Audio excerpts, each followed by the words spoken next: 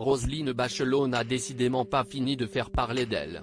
Dans son dernier ouvrage 682 jours, Le bal des hypocrites, paru le 5 janvier dernier aux éditions Plomb, l'ancienne ministre de la Culture a réglé ses comptes avec des personnalités politiques, mais également certains acteurs issus du monde culturel.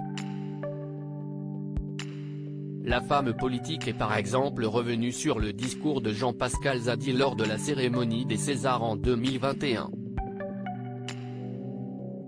Alors qu'il recevait le comédien sur le plateau de Quotidien ce mardi 10 janvier, Yann Barthès s'est permis de relire ce passage du livre de Roselyne Bachelot, quelques interpellations vigoureuses, telles celles de Jean-Pascal Zadi sur l'empoisonnement des Antilles par le chlordécone, ce dont les spectateurs, hélas, semblaient se battre les flancs, a lâché celle qui a récemment taclé Annie Dupéret.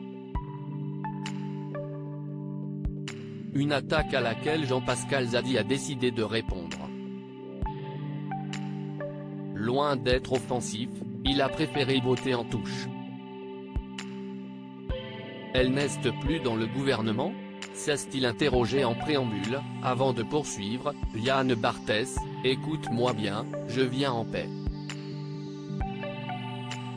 Je viens te parler de la série En Place, j'ai envie de te dire de cette affiche de la série En Place et te dire que président de la République, ce n'est pas une obsession pour moi, si est juste que si est un décor qui me fait rire, la politique ça me fait rire, si est la raison pour laquelle j'utilise toujours ce décor-là pour m'exprimer, a-t-il expliqué.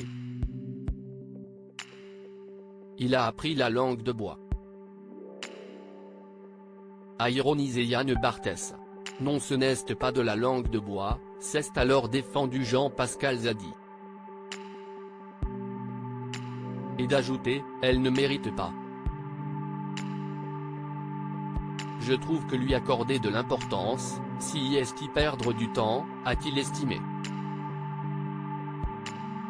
Présent à ses côtés dans le talk show de TMC, Éric Judor s'est permis de souligner, non mais elle dit un truc méchant, tu devrais répondre. Non, on ne perd pas de temps sur des bails comme ça, a renchéri le comédien. Si est dit.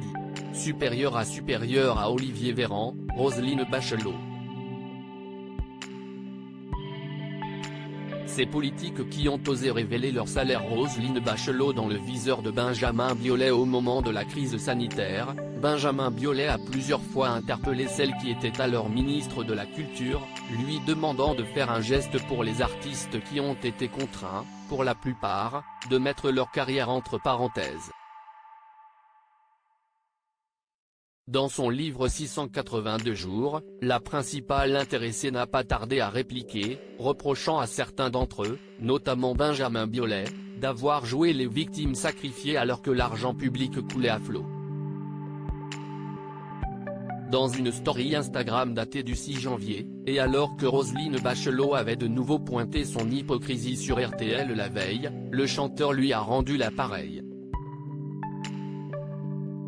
En story, l'artiste a partagé la première de couverture de la bande dessinée Tintin avec pour titre « À la recherche de ta dignité », en prenant soin de mentionner l'ex-ministre.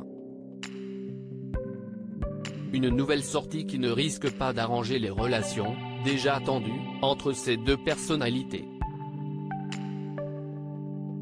Crédit photo, Best Image.